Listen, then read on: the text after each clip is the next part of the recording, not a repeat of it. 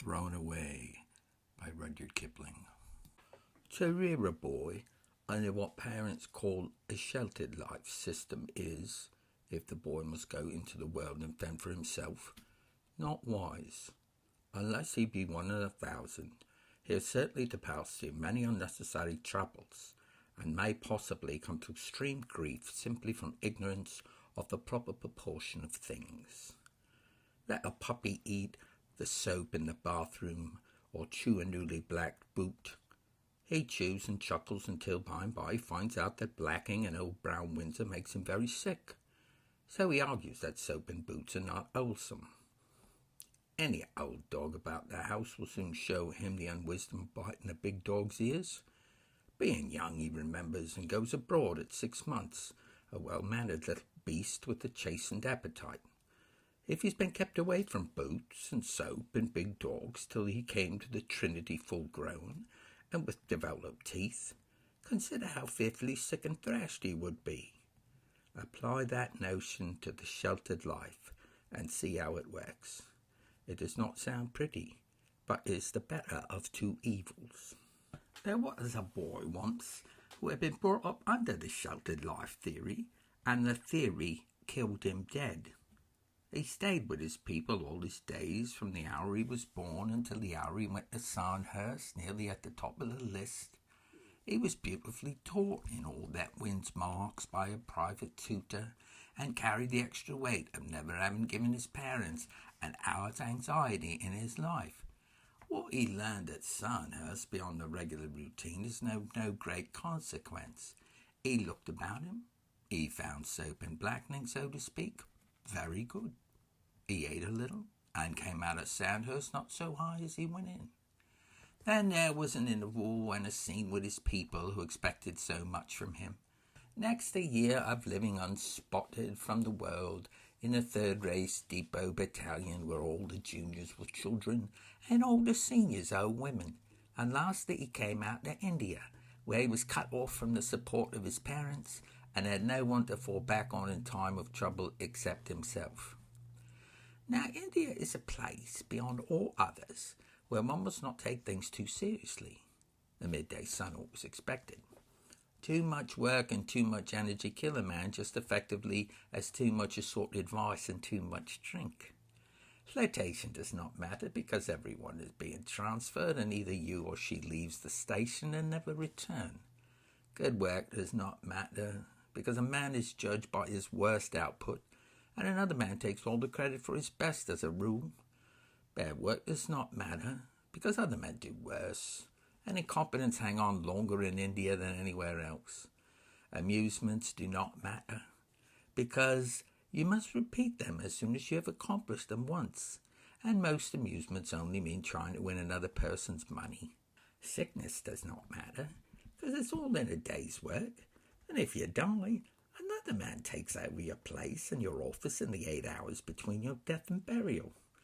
Nothing matters except home furlough and acting allowances, and these only because they're scarce. It is a slack country, where all men work with imperfect instruments, and the wisest thing is to escape as soon as ever you can to some place where amusement is amusement and reputation is worth having. But this boy, the tale is as old as the hills, came out and took all things seriously. He was pretty and he was petted. He took the petting seriously and fretted over woman not worth saddling a pony to call upon. He found his new life in India very good. It does look attractive in the beginning from a subaltern's point of view. All ponies, partners, dancing and so on. He tastes it as a puppy tastes soap. Only he came late to the eating with a grown set of teeth. He had no sense of balance, just as with the puppy. He could not understand why he was not treated with the consideration he received under his father's roof, and that hurt his feelings. He quarrelled with other boys, and being sensitive to the marrow, remembered these quarrels, and they excited him. He found whist and gymkhanas and things of that kind, meant to amuse one after office, good. But he took them seriously too, just as seriously as he took the head that followed after drink. He lost his money over whist and gymkhanas because they were new to him. He took his losses seriously and wasted as much energy and interest over 2 gold-mouth a race for maiden Eka ponies with their mangers hogged as if it had been a derby. One half of this came from inexperience, much as a puppy squabbles with the corner of the hearthrug. The other half came from dizziness bred by stumbling out of his quiet life into the glare and excitement of a livelier one. No one had told him about the soap and the blacking, because an average man takes it for granted that an average man is ordinarily careful in regard to him. Oh, it's pitiful to watch the boy knocking himself to pieces as an overhanded colt falls down and cuts himself when he gets away from his groom. The unbridled license and amusement's not worth the trouble of breaking line for, much less writing over. Endured for 6 months, all through one cold weather. And then we thought that the heat and the knowledge of having lost his money and health and lamed his horses would sober the boy down, and he would stand steady.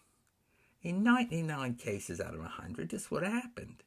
You can see the principle working in any Indian station. But this particular case fell through because the boy was sensitive and took things seriously, as I may have said some 7 times before. Of course, we could not tell how his excesses struck him personally. They were nothing very heartbreaking or above average. He might be crippled for life financially and want a little nursing. Still, the memory of his performances would wither away in one hot weather, and the bankers would help him to tide over the money troubles. But he must have taken another view altogether, and had believed himself ruined beyond redemption. His colonel talked to him severely when the cold weather ended, and that made him more wretched than ever, and it was only an ordinary colonel's wiggin. What follows is a curious instance of the fashion in which we're all linked together and made responsible for one another. The thing that kicked the beam in the boy's mind was a remark that a woman made when he was talking to her. There's no use in repeating it. It was only a crude little sentence rapped out before thinking that made him flush to the roots of his hair.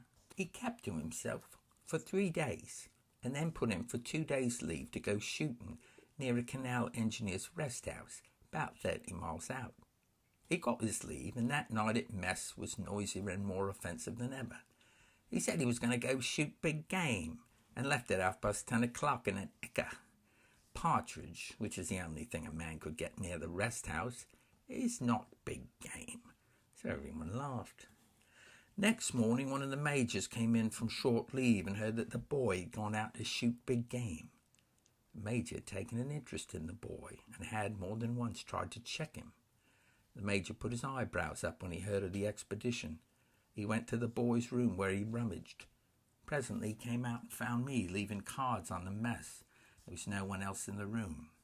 He said, "The boy has gone out shooting.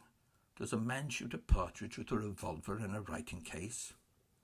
I said, "Nonsense, Major," for I saw what he had in mind. He said, "Nonsense or no nonsense, I'm going to the canal now at once. I don't feel easy." Then he thought for a moment and he said, "Can you lie?" "You know best," I answered. "It's my profession." "Very well," said the Major. "You come with me now, at once, and in an eka to the canal to shoot black buck. Go and put the shinkukit quick, and drive here with a gun." A major was a masterful man, and I knew that he would not give orders for nothing. So I obeyed, and on return found the major packed up in an eka, gun cases and food slung below, all ready for a shooting trip. He dismissed the driver and drove himself. We jogged along quietly while in the station, but as soon as we got to the dusty road across the plains, he made that pony fly. Country bred can do nearly anything at a pinch, and we covered 30 miles in under 3 hours, but the poor brute was nearly dead. Once I said, "What's a blazing hurry, Major?" He said quietly, "The boy has been alone by himself for 14 hours now, and I tell you, I don't feel easy." This uneasiness spread itself to me, and I helped to beat the pony. We came to the canal engineer's rest house. The Major called for the boy's servant, but there was no answer. And we went up to the house calling for the boy by name, but there was no answer. "Oh, he's just out shooting," said I. Just then I saw through one of the windows a little hurricane lamp burning. This was at 4 in the afternoon. We both stopped dead in the veranda, holding our breath to catch every sound. And we heard inside the room the blah, blah, blah of a multitude of flies. The Major said nothing, but he took off his helmet, and we entered softly. The boy was dead on the bed in the center of the bare-lined washroom. He had shot his head nearly to pieces with his revolver. The gun cases were still strapped, and so was the bedding, and on the table lay the boy's writing case with photographs. He had gone away to die, like a poisoned rat. The Major said to himself softly, "Poor boy, poor devil."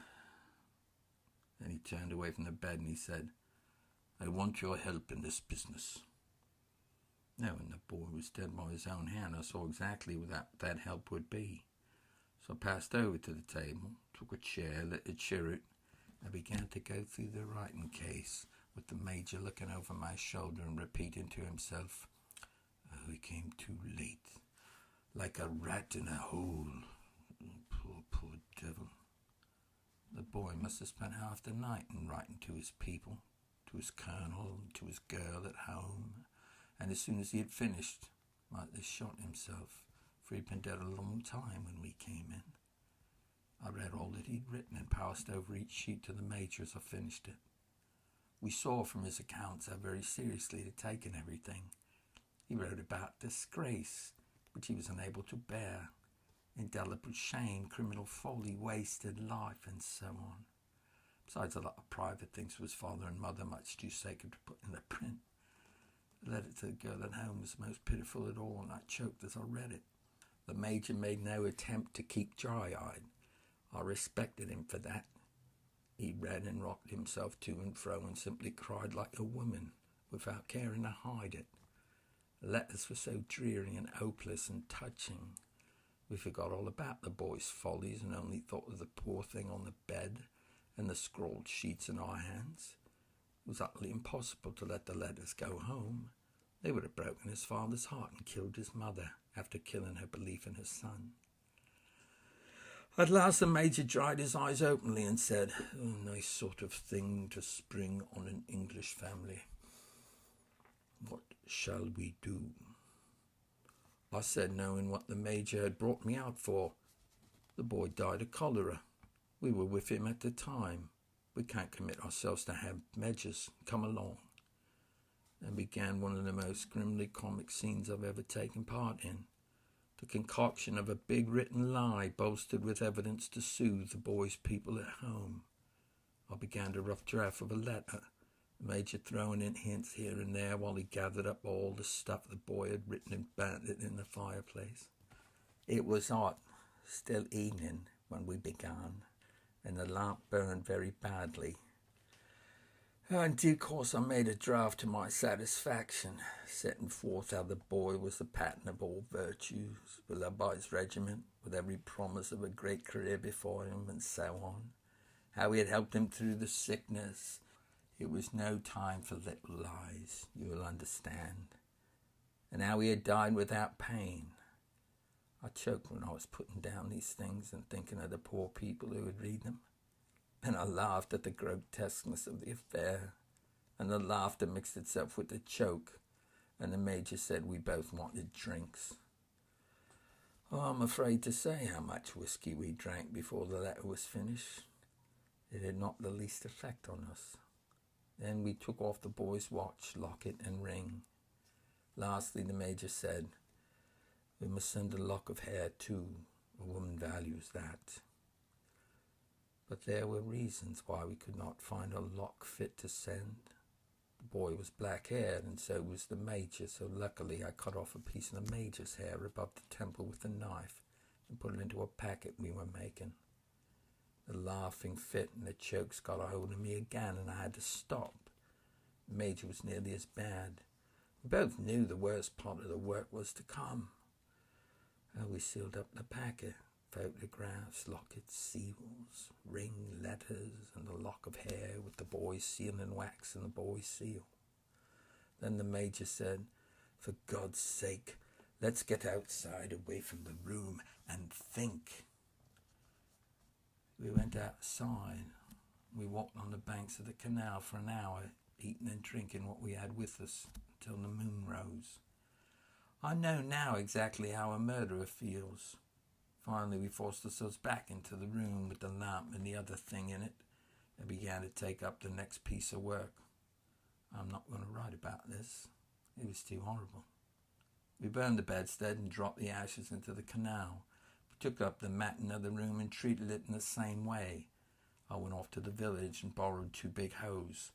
I did not want the villagers to help, while the Major arranged the other matters. It took us 4 hours of hard work to make the grave. As we worked, we argued out whether it was right to say as much as we remembered of the burial of the dead.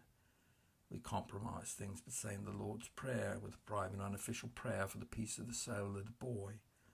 And we filled in the grave and we went to the veranda, not the house, to lie down to sleep. We were dead tired.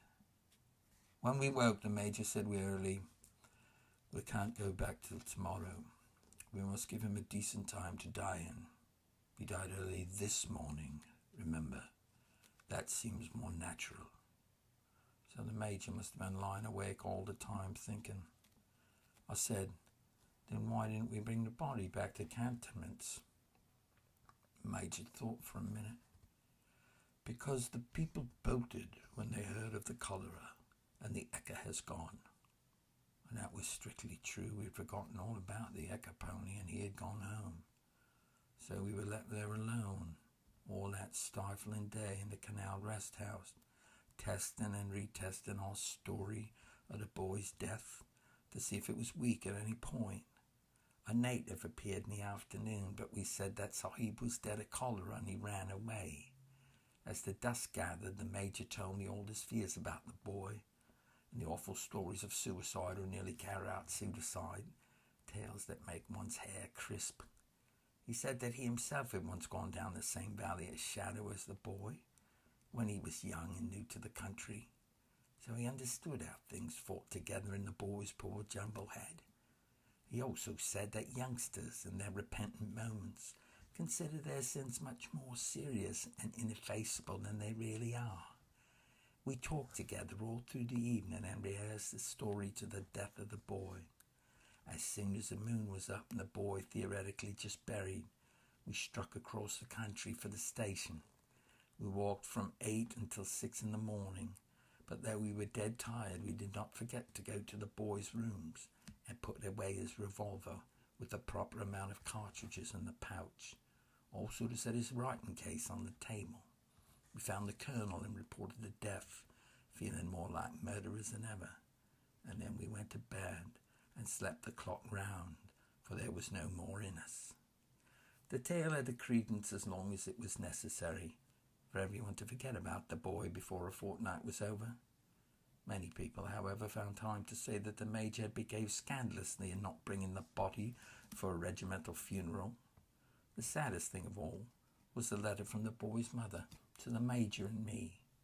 With big inky blisters all over the sheet, she wrote the sweetest possible things about our great kindness and the obligation she would be under to us as long as she lived. All things considered, she was under an obligation, but not exactly as she meant. The end.